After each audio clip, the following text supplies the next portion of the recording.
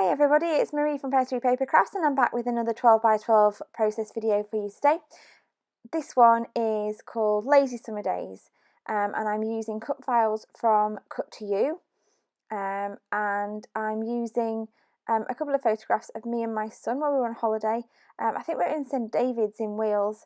It was a gorgeous sunny day and we took the opportunity to just take a couple of nice photographs. So the cut files, like I said, they're all from Cut2You. The Lazy Summer Days one I've made quite small, and these flower ones here are the ones that match in with the Happiness collection, and I'm using part of the Happiness collection from Cocoa Vanilla Studios today. I'm also using a few scraps out of my stash because of the colours I wanted to use. So what I wanted to do was have a variety of different blues. I'm kind of going for a monochromatic feel with those turquoisey blues to try and match in with my son's jumper, which is bright blue, and the gorgeous colour of the sky. So I basically pulled out a few pieces that were different shades of turquoisey blues and I suppose duck eggy blues, light blue, and I've done all the different flowers on different colours. I'm just deciding what to colour to put on the back of each cut file, and I don't make you watch all of this because it takes me quite a while to cut everything out because I do all the leaves in different colours as well. So there we go, you can see I've backed the leaves and all the flowers slightly different shades. I was going to use that lovely paper pad from Vicky Boot in there, which is the mixed media paper. It's like pre-prepared mixed media paper, but I decided actually it didn't stand out well enough and it wasn't bold enough, so I decided to use a spotty paper, which if you look at too hard makes your eyes go funny. The other side is chevrons, which is even worse. But I've decided to trim this down. I've decided to use this heart paper from Cocoa Vanilla Studio as well, and then a piece of white cardstock to frame the whole thing. What I do though with these is I gut obviously I need all of that dotty, but I've gutted the white, as you can see, and then I'm just measuring up my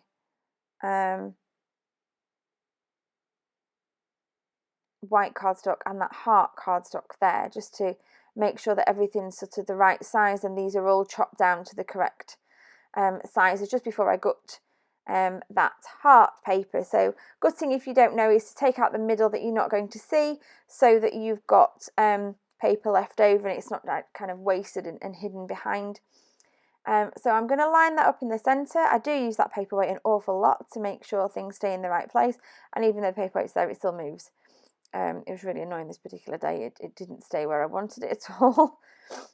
So I'm just popping some double-sided sticky in there now. I've learnt from past mistakes where I have put the sticky on first and then tried to place it on the top and ended up with a wonky piece of paper. So I found that just doing one side at a time really works. But I actually do decide on purpose to make the heart and dotty wonky on the white, so it's just slightly offset. And a little bit diagonal, I suppose, just to give the page a little bit more interest. I'm just again going around with that double-sided sticky, making sure that everything is stuck down and nothing's going to move. Now I'm going to move on to my photographs. I've got two of them and I'm just backing them now on the smallest bit of vellum. Apologies for the camera constantly going in and out of focus. Thankfully it's not too bad because it's going at such high speed. And then I'm going to back them on some, again, this sort of duck eggy green colour of tissue paper. I'm just doubling it up so that it's a little bit thicker, and I'm going to pop the photographs on, and then I'm not going to cut round them, I'm going to tear around them. I often use that ruler there that I've got from Tim Holtz. It's got one metal edge for cutting up against, it's got some holes in for punching if you want to do some hand stitching. It's got a 0 in the middle so you can measure outwards from the centre really easily. The only problem with mine is that it isn't straight, so I don't actually use it for drawing lines or cutting against because it's bent. But it's still great for tearing against because you're never going to notice over such a small distance. So I'm just matting them now onto that heart paper to bring a little bit more of that heart paper onto the layout. And because I've got tissue paper, I didn't want to use my guillotine. I didn't want to accidentally cut the tissue paper off, so I used my scissors. I don't normally. And now I'm just going to have a play with the placement of all of these elements for my page. And I am going to use some more of these Cocoa Vanilla butterflies, which I'm going to fussy cut. I'm going to go with the darkest blues and then the turquoisey blue, greeny colours to place those across the layout. So there it is. I don't make you watch me fussy cutting all of those butterflies. What I'm going to do now, I just want to add a little bit more texture to the page, is I'm going to use some of this cheesecloth in small pieces, and I'm going to stick it behind the photograph in different corners, and later on I do actually put some more around in other places on the layout to add more texture. So what I do is I cut small pieces, double it over, and then kind of pull it apart a bit so it becomes all sort of frayed looking and uneven, and I'm really happy with the effect that gives, especially it gives a lovely softness against those dots. What I'm doing now is using some adhesive foam to prop up my flowers. Now I did make a small mistake when I was doing this, because I placed foam on the back of the whole of the flowers, and then I realised actually things were going to overlap, and I didn't need the foam on the back where it was overlapping, so I ended up peeling bits back off again to try and get those bits to tuck in, as you can see there. But it's not been on very long, so it does unpeel, if you like. It comes off quite easily. So I'm just popping little pieces all over the back of those larger cut files there. I put foam on the back of my photographs as well, and I do also put it on the back of that word summer. Again, I put it on the whole thing, and then I realised I don't want it on the S and the U because they're going to overlap onto the photograph. So I end up peeling those little bits back off again and moving them along. It's not so bad though, it does come off nice and easily. So I'm just playing with the placement now of that little blue flower there. I know I want the big one there on that corner, just debating whether to put the smaller blue one on top or below. So I'm just placing them down, using lots of double-sided sticky to make sure nothing moves. And you can see there the effect that cheesecloth gives behind the photograph, just softens the corners beautifully. I decided to have that larger flower overlapping off the dotty paper, and then I do put that smaller flower up at that top left corner there, rather than with the larger cluster. And then summer's going to go there. I realise I need a little bit more foam removing, so I'll just use some wet glue all over the back of that foam file and stick that on so it overlaps onto the photograph.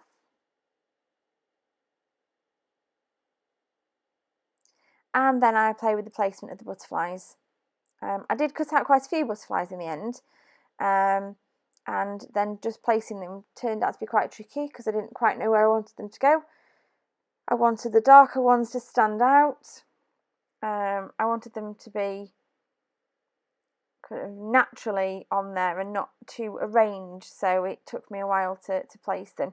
So what I do here when I stick the butterflies down is what I always do, which is to place glue down the centre of the butterfly, and then when they're all stuck down, what I do is I go around the page with some small dimensional squares, little foam squares that you can see there, and I pop one underneath each wing just to prop those up so that they don't squash down and end up flat against the flower. There is a small amount of dimension there underneath those butterfly wings. So I'm just sticking them down there, making sure everything's attached properly. And then with the smaller ones you have to cut the little square foam pads in half, which can be a little bit fiddly, but worth it in the end. And now I'm going to start playing with this pack of ephemera that I've got from the collection, from the Happiness collection. And I like that Happy Times. I don't really want the bike on there, so I decided to cut the bike off in a second. And then I find this little tag there, I suppose you could call it, and I'm going to cut that in half so that I can use it in a couple of different places on the layout. I don't want much. I don't want to take away from those lovely flowers and butterflies, so I just place those tucked in and not too obvious. And then I find a little tag there which I really like. And the last thing I do is I find some of the words, like little typed, they look like they've been done on a typewriter, words on the cardstock sticker sheet, and I stick a few of those in various places, and then I kind of realise they look too framey, so then I end up moving them, and this is where I decide to put an extra little bit of that cheesecloth in, just to soften a couple of the other flowers as well. So I'm just gluing that in. It doesn't need a lot, it's not going to move. I've tucked it in quite well behind.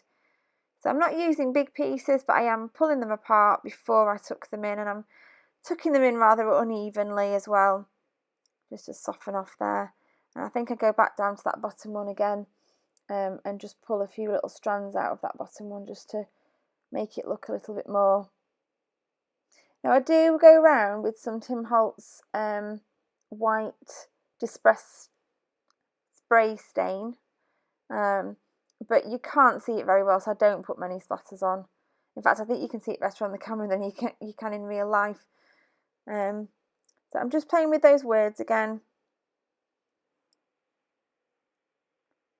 and deciding where they should go. And there you have it. There is my layout. I hope you enjoyed watching today. If you did, be sure to give me a thumbs up and subscribe to my channel. I hope to see you again soon.